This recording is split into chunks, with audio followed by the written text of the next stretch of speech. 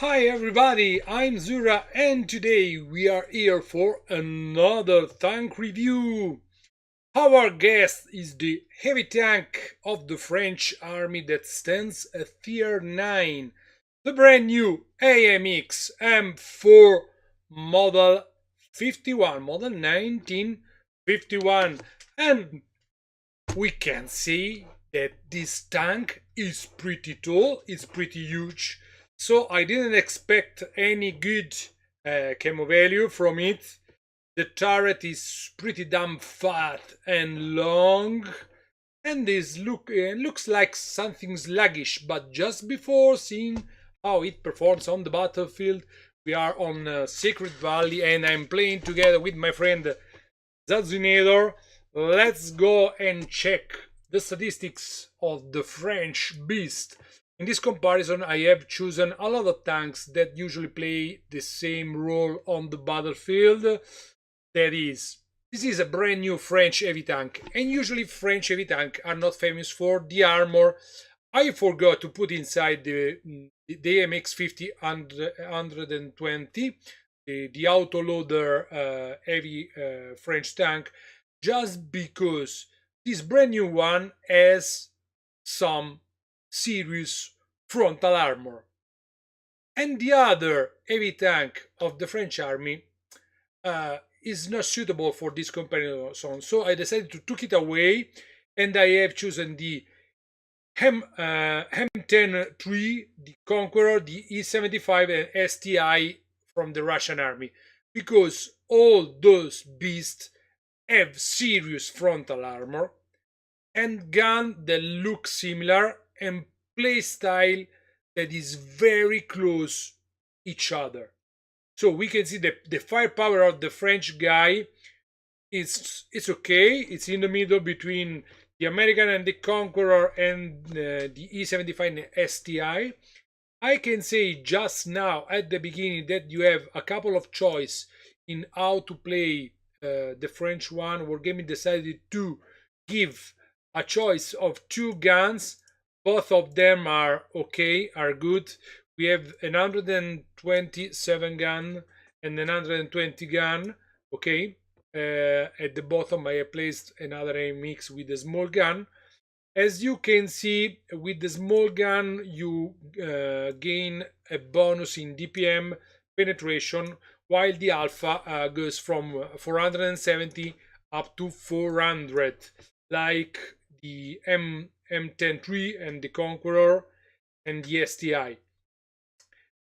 So it's up to you to choose what gun suits better on your play style.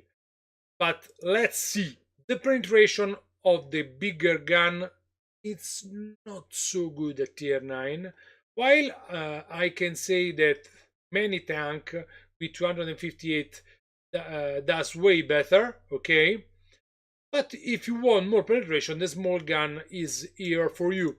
And if you're going to choose premium rounds, we can see that the small gun has pretty good premium rounds, APCR with 315 millimeter penetration, a very good shell velocity, while the premium rounds of the biggest gun are standard AP. The shell velocity sucks. The penetration sucks too. So I'm going to show you a battle with the small gun because I feel it better, playing better with the small gun than the big one. But this is personal taste, and everybody can choose and try both of them. I believe that Wargaming do a quite nice job. The balancing of the two gun is not perfect, but I appreciate a lot the possibility to choose bigger gun, bigger alpha, lower penetration, and later we can see worse gain handling with and a small one that is more good for sniping, snapshot, and so on. Okay, for what concerning the firepower, I can say that this tank is well balanced with all the other, and using the small gun, the firepower is probably the best. Okay, Let's go and check the gun handling. As we can see, the gun handling of this tank is not bad at all. You can feel the bigger gun dispersive while moving and turning the tank. Because with 0.21 is the worst dispersion except from the Russian guy. While using the small gun, the dispersion while turning the turret go to 0.08. That is very, very good. And the aiming time and the accuracy uh, is way better than the bigger gun. So, after seeing those value, I decided to go with a small gun because the bigger gun sometimes is not reliable, and I believe that this 70 alpha damage plus is not enough to compensate worse penetration, worse shell velocity, worse aiming time, worse accuracy, and worse dispersion. So I decided, in my opinion, that the small gun it's better than the bigger one. But it's up to you. You can give your judgment in the box below the review on the YouTube channel. Now let's check the mobility. The mobility of this tank, it's not bad at all. 40 kilometers forward speed, 15 reverse. We have a pretty nice 15 power weight ratio, and probably this is the most mobile and fastest among all those tanks. Even better than the M103, the American one. The turret traverse is not as good as the Conqueror and the American one, but the effective traverse, due to I don't know why, in this value look very good. The effective traverse of the tank, I feel below on my end this tank pretty agile, and I love it. I love this mobility plus in comparison to all the other tank that I'm looking at this moment. Now let's go to check the armor, because we are talking about EV tanks and armor is a key value for all the EV tanks. And we can say that this tank plays at the same way as the premium French Thierry Liberté, because has some serious frontal armor. Later we are going to check the armor layout, but I'm reading 180 millimeters of dual armor frontal, the side sacks, the bottom sack, the back sacks, and the turret 300. That is way better all the other guys. I know that the E75 and STI has some serious side armor, so I know at the very beginning that I can't side scrape at all with the French guy, but my frontal armor seems to be pretty damn good. Standard health for this tank, like the other, small differences, whatever. And the view range is not so good, but workable. And the fire chance is high, so beware. Don't forget to put your fire extinguisher on this tank, because catch fire pretty easy. Let's go and check the suggesting the equipment. I suggest ventilation, large caliber gun rammer, and vertical stabilizer, but everybody knows that the view range of this tank is so and so, and probably someone can feel better with coated optics, and the view range goes up to 418. Don't forget that with brother in arms, situational awareness, and so on, you can reach the spotting range cap. That is not bad at all. Concerning gun depression, oops, sorry, I forgot to talk about the gun depression. The gun depression on this tank is 8 degrees, like the American one, the Russian one, and the German one. Only the Conqueror does better with 10 degrees. I forgot to complete my speech on the gun handling. The best gun handling, of course, is up to the Conqueror, with better in time, the better dispersion, and better accuracy, and better gun depression. The gun handling of the Conqueror is unbelievably good, but the AMX with a small gun, it's a nice, get a nice second place, in my opinion. And third is third is the American one, at par with the E75. Okay. Let's fall back to the suggested equipment. Yes, I have said everybody, don't forget your fire extinguisher. Now let's check the armor layout. And we can see that the frontal armor of this French heavy, it's very good. 180 millimeters with an angle of 45 degrees. The armor on the hull goes up to 160, and the cheeks are very well angled and thick too. So if you succeed in staying perfectly in front of your enemy, your frontal armor is reliable, it's very good.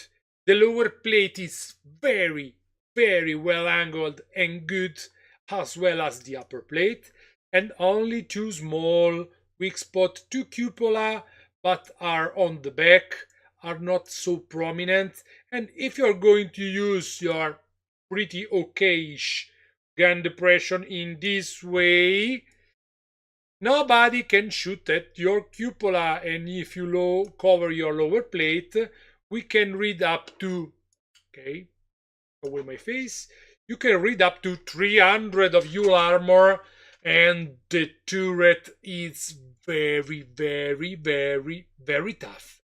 You can find, okay, I don't know if I can say that this is a weak spot, but there's a couple of stripes on the top of the gun and the bottom close the gun, that probably there's an hole through the mantlet, and I read 260, so probably, but I can say probably, if you go through,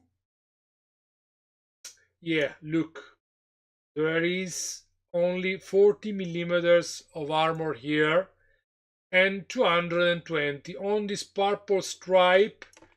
Okay, you can go through sometimes if you succeeded in shooting right on the purple upper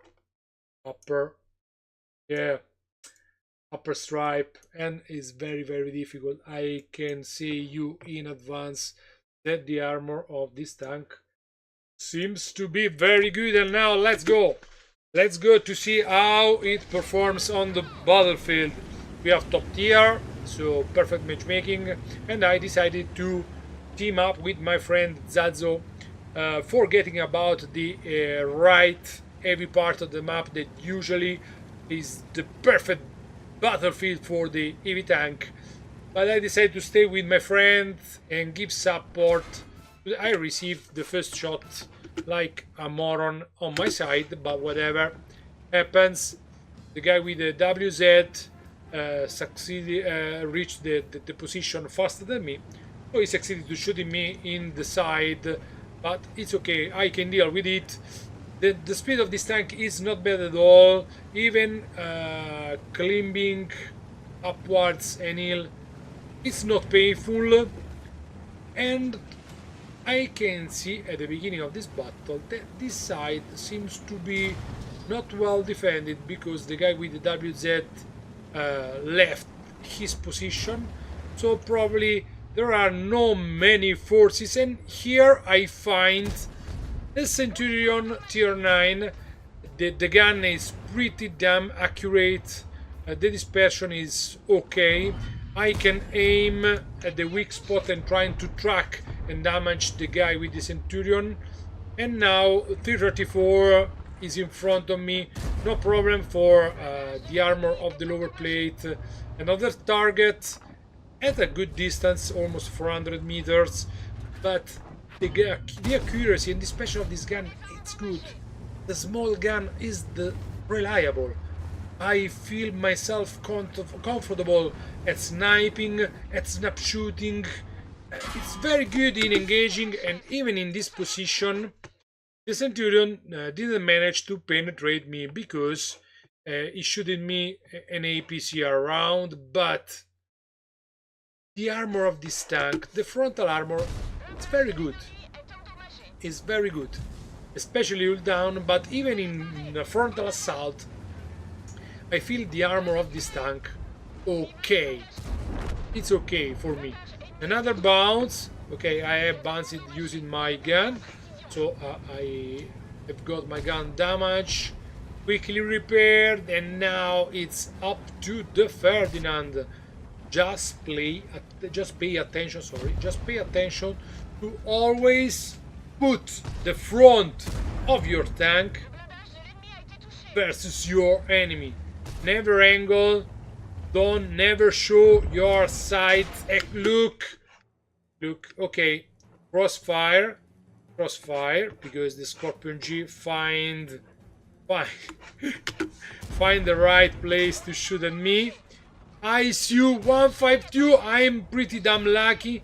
I need to wait that my truck repair, and I need to go back just because I'm in a crossfire and it's pretty damn dangerous.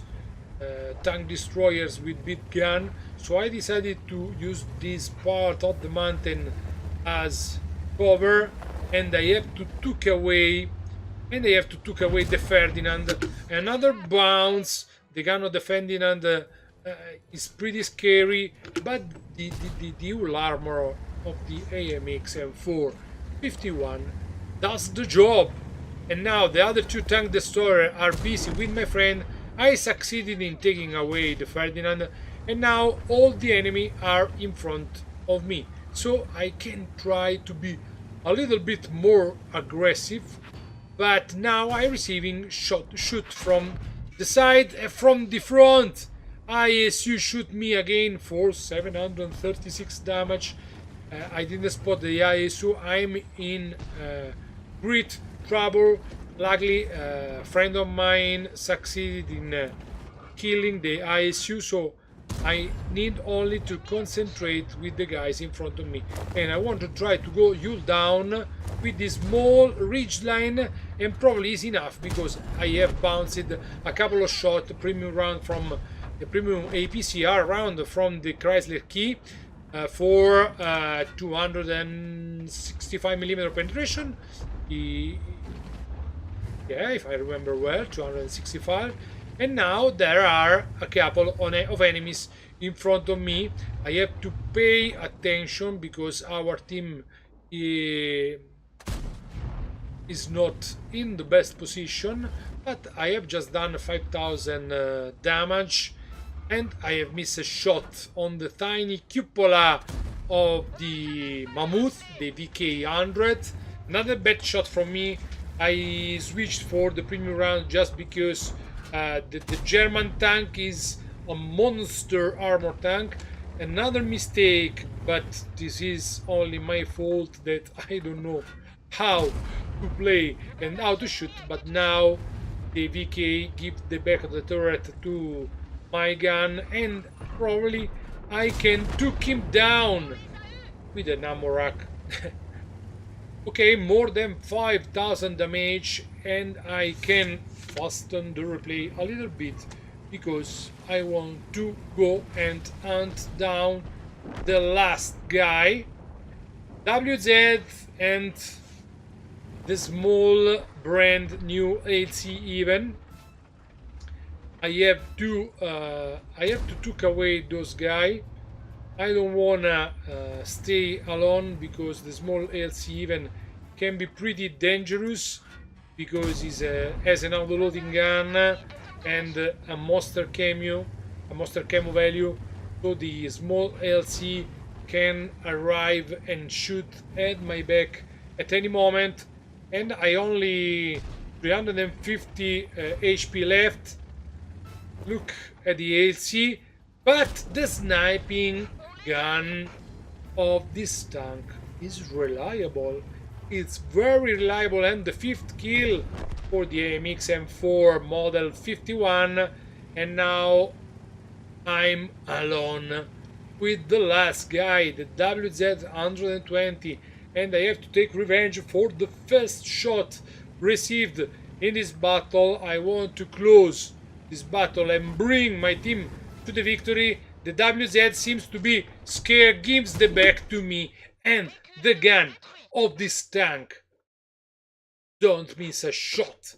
Very, very, very reliable gun. The mobility, it's okay. The profile sucks, but let's go and check the post-game stat, then we can have the conclusion of this review.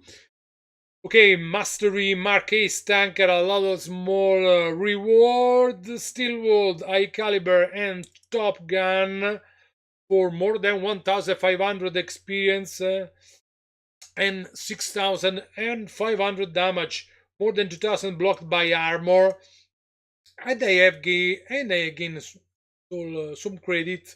Okay, sorry, pay attention that there are 40k more for personal reserve used by me at the beginning of the battle, so just took away 40 from this profit. 20k 20k of credit profit for this battle, not bad at all. And is this tank good or not? Yeah, in my opinion this tank is pretty good. It's way better than the American M103. It's different from the E75 and STI because those are monster 360 degrees armor. So the tank that goes closer with playstyle is the M103.